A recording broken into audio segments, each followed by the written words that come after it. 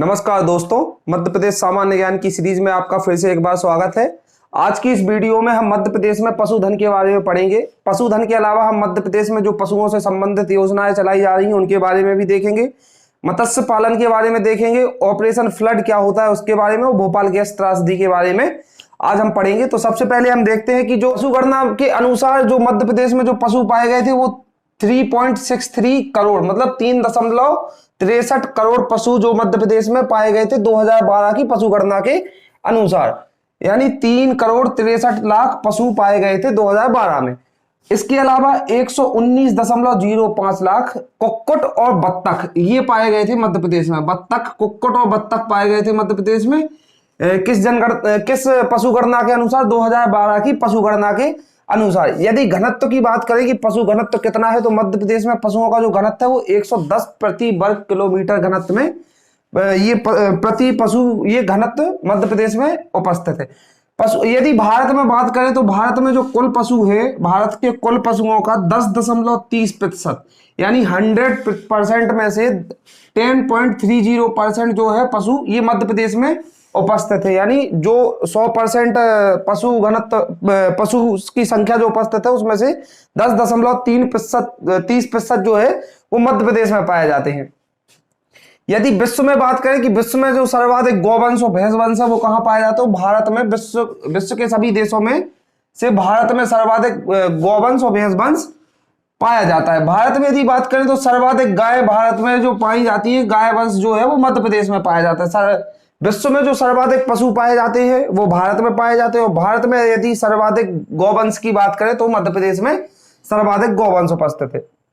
मध्य प्रदेश में यदि कुल पशु प्रजनन केंद्रों की बात करें तो 8 कुल पशु प्रजनन केंद्र उपस्थित है। मध्य प्रदेश में 8 पशु प्रजनन केंद्र हैं। इसके बाद यदि हम बात करें कि पशु एवं कुक्कुट विकास निगम की, तो 1 नवंबर 1982 को पशु एवं कुक्कुट विकास निगम की स्थापना की गई थी। इसके अंतर्गत कई सारी योजनाएं चलाई गई हैं, उनके बारे में हम बात करेंगे कि कौन से योजनाएं चलाई जा रही हैं।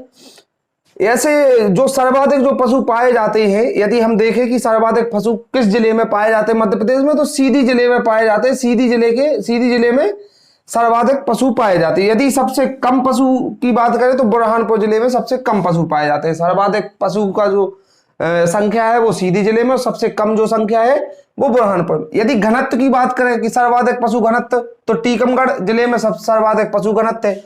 यदि सबसे कम पशु घनत्व की बात करें तो होशंगाबाद जिले में सबसे कम पशु घनत्व है। यदि बात करें कि मध्य प्रदेश में कौन सा सर्वाधिक पशु उपलब्ध है, तो बकरी मध्य प्रदेश में सर्वाधिक पाई जाती है। बकरी जो है, बकरी की संख्या मध्य प्रदेश में सर्वाधिक है। बकरी को दूसरे नाम से जाना जाता है, ये नाम है गरीब की गाय।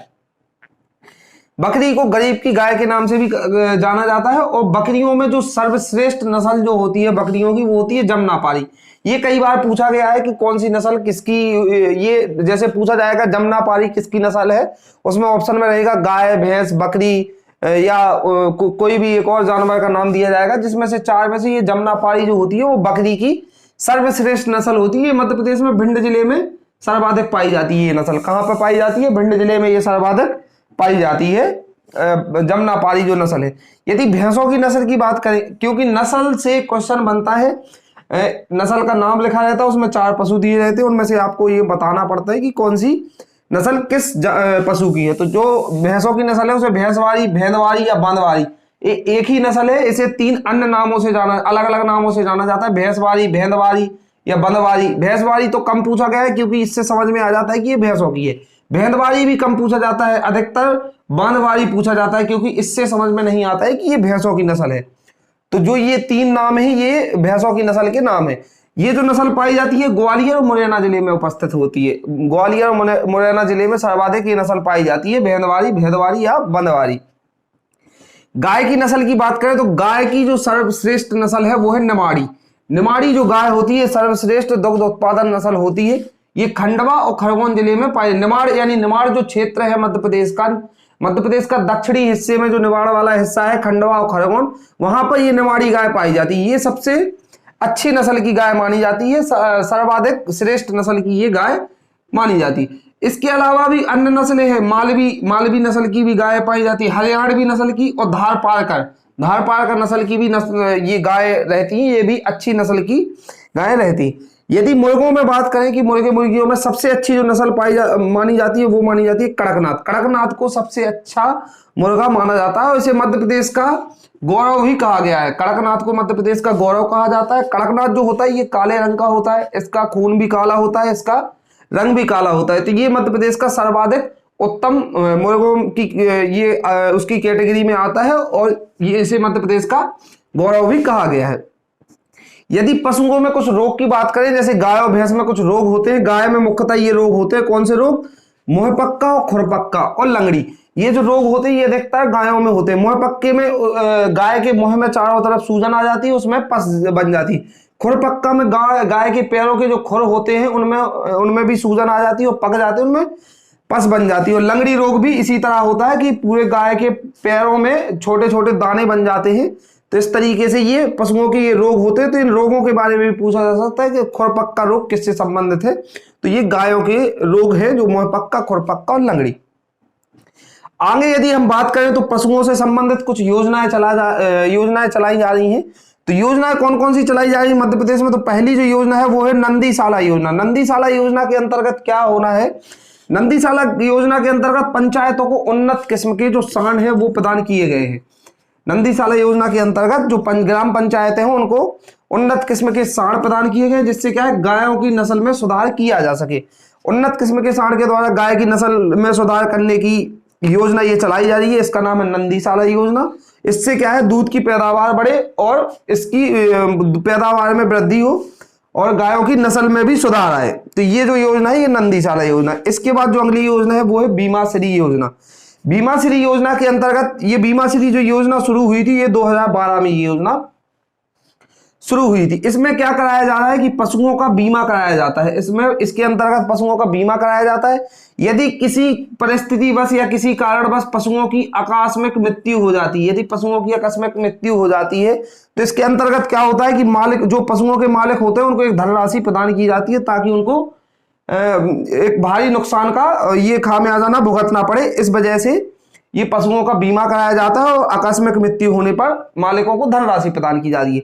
तो इस तरीके से मध्य प्रदेश में दो योजनाएं चलाई जा रही हैं, नंदीशाला योजना और बीमा श्री योजना, ये आप याद रखें। इसके बाद हम बात करेंगे मत्स्य पालन की और ऑपरेशन फ्लड के बारे में हम बात करेंगे। चलिए देखते हैं। तो दोस्तों इसके बाद हम बात करेंगे मत्स्य पालन की। तो मध्य प्रदेश में जो मत्स्य पालन निगम की स्थापना की गई थी वो की गई थी 1979 में। मत्स्य पालन निगम जो बना उसकी स्थापना मध्य प्रदेश में 1979 में हुई और 1997 में मत्स्य पालन जो था ये मत्स्य पालन को इसका दर्जा दिया गया, किसी का दर्जा प्रदान किया गया 1997 में, यानी 1997 में।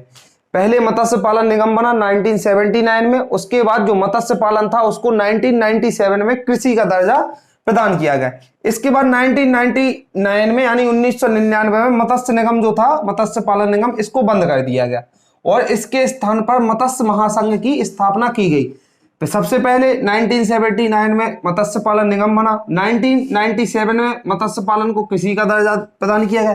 1999 में मत्स्य निगम जो था उसको बंद करके मत्स्य महासंघ की स्थापना की गई। इसके बाद हम देखेंगे तो 2008 में जबलपुर में एक मत्स्य पंचायत का आयोजन किया गया। जबलपुर में 2008 में एक मत्स्य पंचायत का आयोजन किया गया। इस आयोजन के अंतर्गत मत्स्य पालन को बढ़ावा देने के लिए प्रथम मत्स्य नीति बनाई गई। जो मत्स्य पालन था उसको बढ़ावा देने के लिए जबलपुर में आयोजित मत्स्य पंचायत में 2008 में मत्स्य नीति, प्रथम मत्स्य नीति बनाई गई।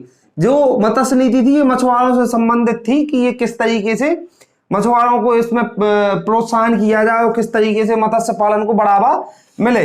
इसके अलावा भी दो अन्य योजनाएं चलाई गई। तो पहली योजना थी वो थी जलदीप योजना। जलदीप जो योजना थी ये खंडवा जिले से शुरू की गई। खंडवा जिले के इंदिरा सागर बांध से ये शुरू की गई। इंदिरा सागर जो डैम है उससे शुरू की गई थी जलदीप योजना। और दूसरी जो योजना है वो है जयश्री योजना। जयश्री योजना भी मछुआरों से संबंधित थी। इसी मत्स्य पंचायत में जो योजना बनाई गई थी प्रथम मत्स्य नीति, उसी से संबंधित ये योजना थी जलश्री योजना। तो ये जलदीप योजना और जयश्री योजना, ये दो योजनाएं चलाई गई थी मत्स्य पालन को बढ़ावा देने के लिए। इसके अलावा जो मत्स्य पालन है, मत्स्य पालन का भारत में, मत्स्य पालन जो है भारत में मध्य प्रदेश का 16वां स्थान है, यानी मध्य प्रदेश का भारत में 16वां स्थान है मत्स्य पालन के क्षेत्र में। इसके बाद हम बात करेंगे ऑपरेशन फ्लड की। ऑपरेशन फ्लड कार्यक्रम जो है वो दूध की पैदावार बढ़ाने के लिए गुजरात के जो आनंद मॉडल था, गुजरात का आनंद मॉडल, उसी के बेस पर ये ऑपरेशन फ्लड कार्यक्रम शुरू किया गया था। दूध की पैदावार बढ़ाने के लिए मध्य प्रदेश में ऑपरेशन फ्लड कार्यक्रम शुरू किया गया था। किस मॉडल के आधार पर? आनंद मॉडल के आधार पर। इसकी जो शुरुआत की गई थी वो की गई थी 1970 में।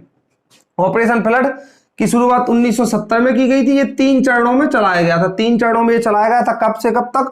1970 से 80 यानी 10 साल, 81 से 85 और 85 से अब तक ये चल रहा है कंटिन्यू। तो ये 3 चरणों में इसकी शुरुआत की गई थी, 70 से 80, 81 से 85 और 85 से अब तक ये चल रहा है। यदि Madhya Pradesh state dairy development corporation की बात करें, यानी मध्य प्रदेश दुग्ध विकास निगम की बात करें, तो ये 1970 में स्थापित हुआ। कहां पर? भोपाल में। मध्य प्रदेश दुग्ध विकास निगम की जो स्थापना हुई 1970 में हुई, भोपाल यानी मध्य प्रदेश की राजधानी में इसकी स्थापना हुई। मध्य प्रदेश जो है वो 7वें स्थान पर था। इससे पहले, इसकी स्थापना से पहले मध्य प्रदेश दूध के उत्पादन के मामले में 7वें स्थान पर था, लेकिन इसकी स्थापना के बाद मध्य प्रदेश का स्थान चौथा हो गया, स्थान बढ़ गया है। चौथे स्थान पर ये मध्य प्रदेश आ गया है 7वें स्थान से खिसक कर।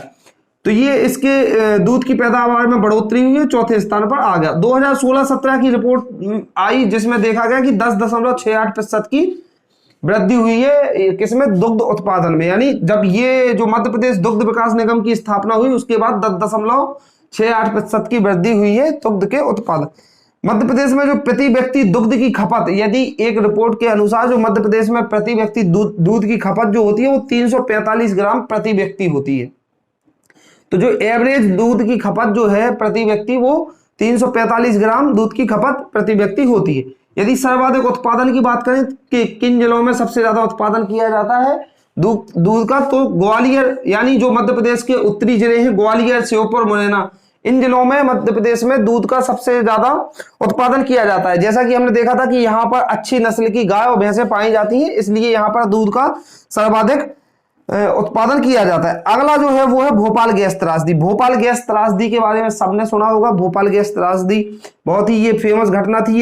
ये घटना जो हुई थी ये 2 से 3 दिसंबर 1984 में ये हुई थी। कब हुई थी? 2 से 3 दिसंबर 1984 को ये घटना हुई थी। यदि इस घटना में बात की जाए तो इस घटना के अंतर्गत MIC यानी मिथाइल आइसोसाइनाइड गैस का रिसाव हुआ था। कौन सी गैस थी? MIC यानी मिथाइल आइसोसाइनाइड। ये गैस कई बार पूछी गई है, मिथाइल आइसोसाइनाइड। ये नाम बदल के उसमें ऑप्शन में दिए रहते हैं, लेकिन आप याद रखें मिथाइल आइसोसाइनाइड यानी MIC का रिसाव हुआ था 2 से 3 दिसंबर 1984 को ये घटना हुई थी। यदि उस समय पर मुख्यमंत्री की बात करें कि उस समय पर मध्य प्रदेश के मुख्यमंत्री कौन थे, तो अर्जुन सिंह जो थे उस समय मध्य प्रदेश के मुख्यमंत्री हुआ करते थे। ये 2 बार मध्य प्रदेश के मुख्यमंत्री बने थे। पॉलिटी वाले हिस्से में हम देखेंगे। तो मध्य प्रदेश के उस समय पर मुख्यमंत्री थे अर्जुन सिंह। यदि बात करें कि इस घटना के पीछे अपराधी कौन था, तो जो इस फैक्ट्री का मालिक था वॉरेन एंडरसन। वॉरेन एंडरसन जो था ये इस घटना का अपराधी था। इसे पकड़ने के लिए, इसकी जांच होने के लिए ऑपरेशन फेट चलाया गया था। ऑपरेशन फेट के बारे में पूछा जाता है, ऑपरेशन फेट किससे संबंधित है? तो ये भोपाल गैस त्रासदी से संबंधित है। ऑपरेशन फेट चलाया गया था वॉरेन एंडरसन को पकड़ने के लिए और इसकी जांच करने के लिए, क्योंकि जब ये गैस का रिसाव हुआ था तो ये भाग गया था भोपाल से। ये जो दुर्घटना स्थल है, जो दुर्घटना, तो भोपाल, मध्य प्रदेश की राजधानी भोपाल में यूनियन कार्बाइड नाम की जो फैक्ट्री थी या कंपनी थी उसमें इस गैस का रिसाव हुआ था। कौन सी कंपनी में? यूनियन कार्बाइड नामक कंपनी में। तो इस तरीके से हमने मध्य प्रदेश में मत्स्य पालन, ऑपरेशन फ्लड कार्यक्रम और भोपाल गैस त्रासदी के बारे में चर्चा की है। अगली जो वीडियो होगी उसमें हम मध्य प्रदेश में वनों के बारे में चर्चा करेंगे। मध्य प्रदेश में कौन से वृक्ष पाए जाते हैं, कितने प्रकार के वन मध्य प्रदेश में पाए जाते हैं, उनके बारे में हम विस्तार से चर्चा करेंगे। कौन सी योजनाएं वनों से संबंधित चलाई जा रही हैं। तो मिलते हैं अगली वीडियो में। Thank you.